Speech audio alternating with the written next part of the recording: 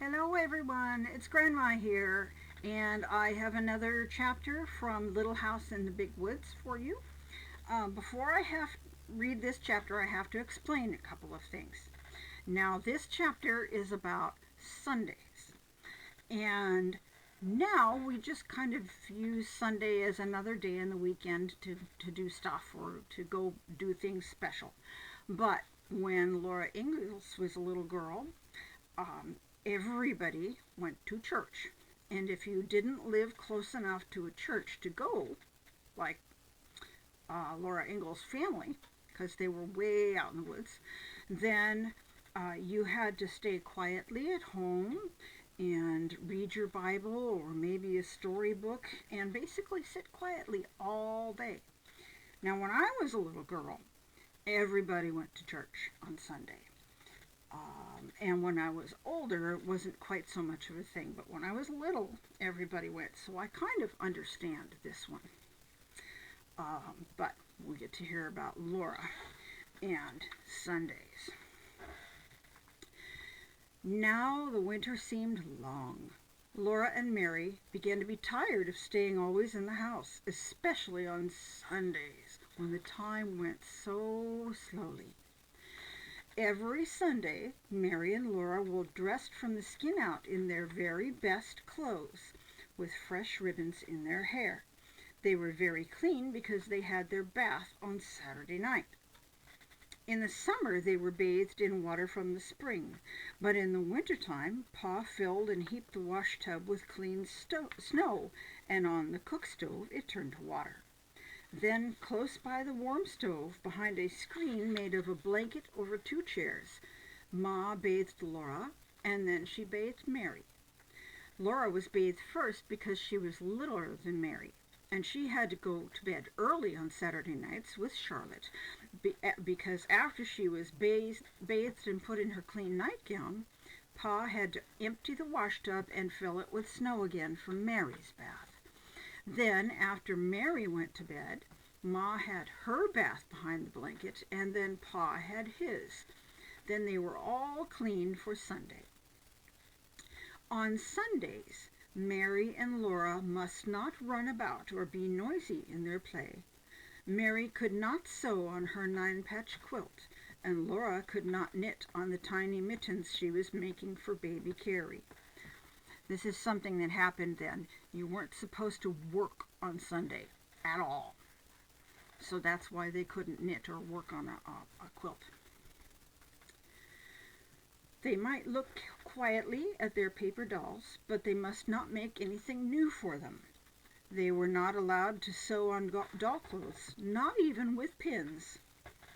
They must sit quietly and listen while Ma read Bible stories to them, or stories about lions and tigers and white bears from Pa's big green book, The Wonders of the Animal World. They might look at its pictures, or they might hold their rag dolls nicely and talk to them. But there was nothing else they could do. Laura liked best to look at the pictures in the big Bible with the paper covers. Best of all was the picture of Adam naming the animals. Adam sat on a rock, and all the animals and birds, big and little, were gathered around him, anxiously waiting to be told what kind of animals they were. Adam looked so comfortable. He did not have to be careful to keep his clothes clean because he had no clothes on. He wore only a skin around his middle. "Did Adam have good clothes to wear on Sundays?" Laura asked Ma. "No," Ma said. "Poor Adam, all he had to wear was skins." Laura did not pity Adam. She wished she could wear nothing but skins. One Sunday after supper she could not bear it any longer. She began to play with Jack, and in a few minutes she was running and shouting, and Pa told her to sit in her chair and be quiet. But when Laura sat down she began to cry and kicked the chair with her heels. "I hate Sunday," she said. Pa put down his book. "Laura," he said sternly, "come here." Her feet dragged as she went because she knew she deserved a spanking. But when she reached Pa, He looked at her sorrowfully for a moment, and then took her on his knee and cuddled her against him. And he held out his other arm to Mary and said, "I'm going to tell you a story about when Grandpa was a boy." Now here's a very funny little story. The story of Grandpa's sled and the pig. When your grandpa was a boy, Laura, Sunday did not begin on Sunday morning as it does now. It began at sundown Saturday night. Then everyone stopped every kind of work or play. Supper was solemn. After supper, Grandpa's father read a chapter aloud of the Bible, and everyone sat straight and still in their chair. Then they all knelt down, and with their father they said a long prayer. And when he said Amen, they got up from their knees and each took their candle and went to bed.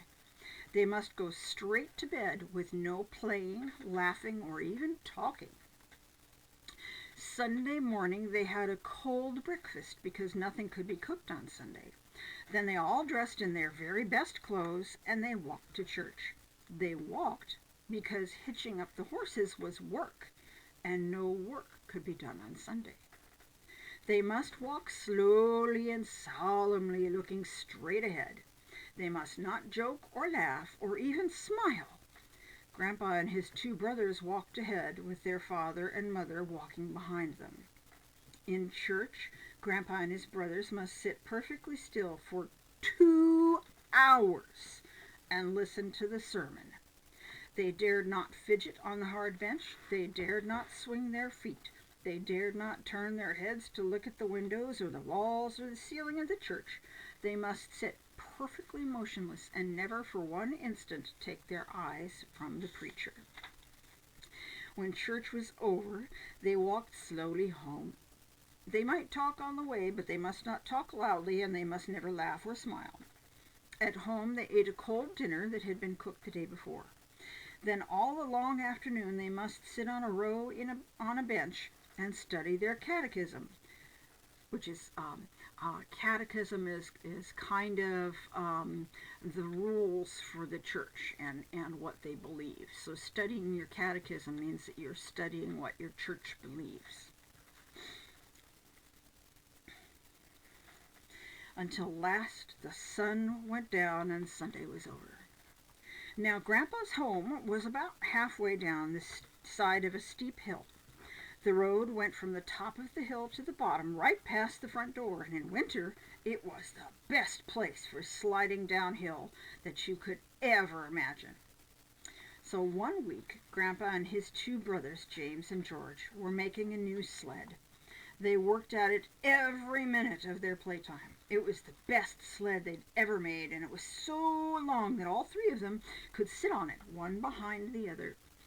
They planned to finish it in time to slide downhill Saturday afternoon.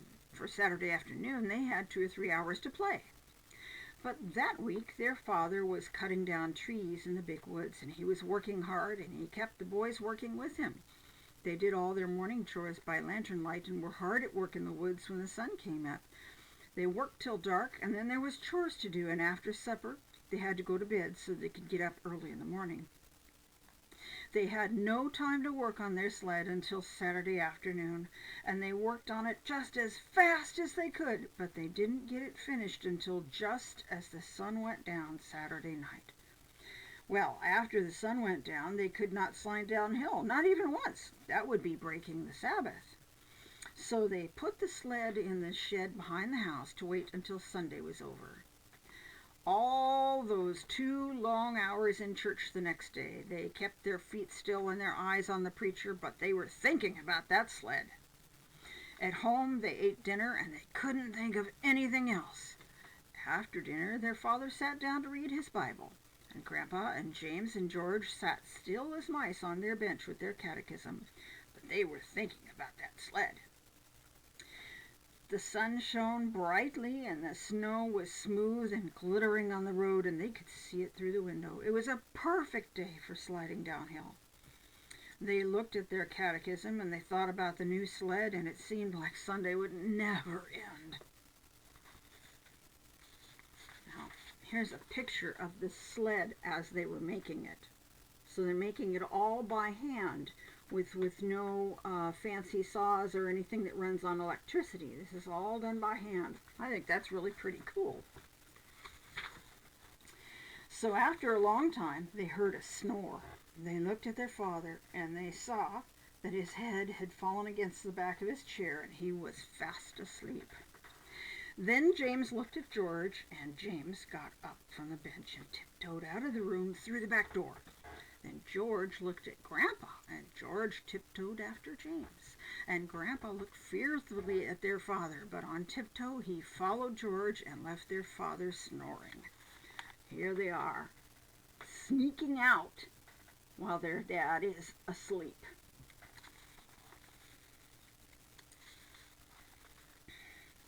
They took the new sled and they went quietly up to the top of the hill. They meant to slide down just once. Then they would put the sled away and slip back to the bench and their catechism before their father woke up. James sat in front on the sled, and then George, and then Grandpa, because he was the littlest. And the sled started at first slowly, then faster and faster. It was flying down that long, steep hill, but the boys dared not shout. They must slide silently past the house without waking their father. There was no sound except for the whir of the runners on the snow and the wind rushing past. Then, just as the sled came swooping towards the house, a big black pig stepped out of the woods.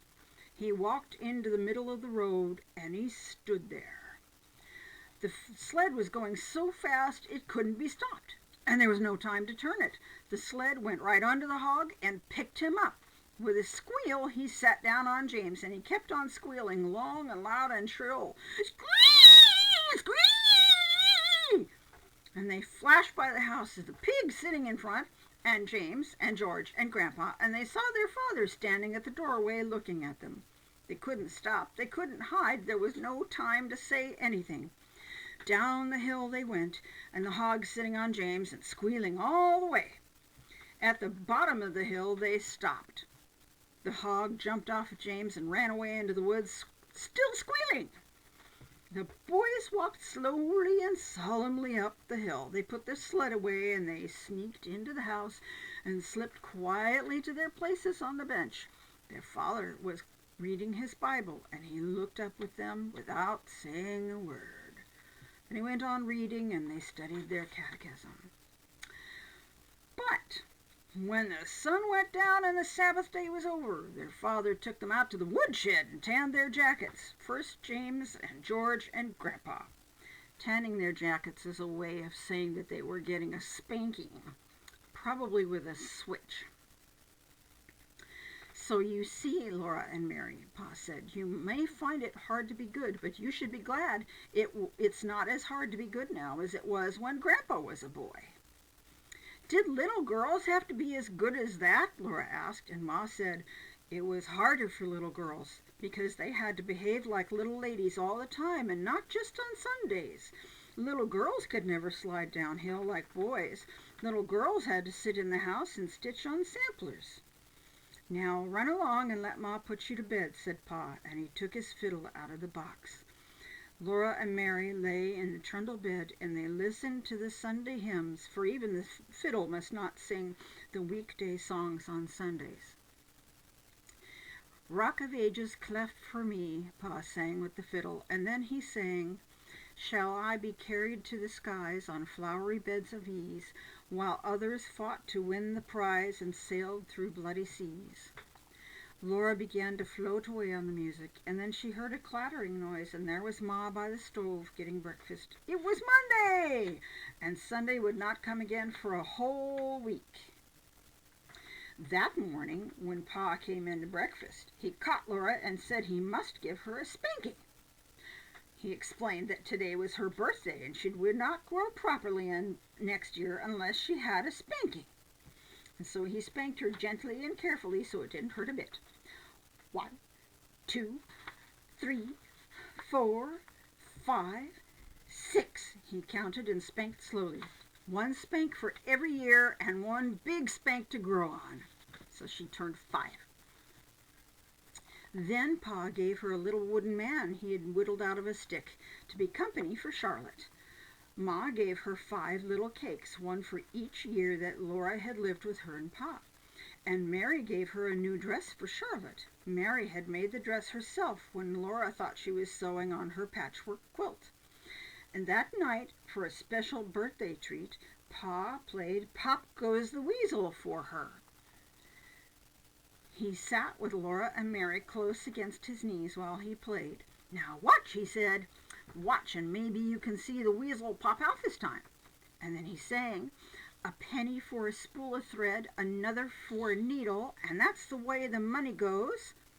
Laura and Mary bent close watching, for they knew now was the time. "Pop," said Pa's finger on the string.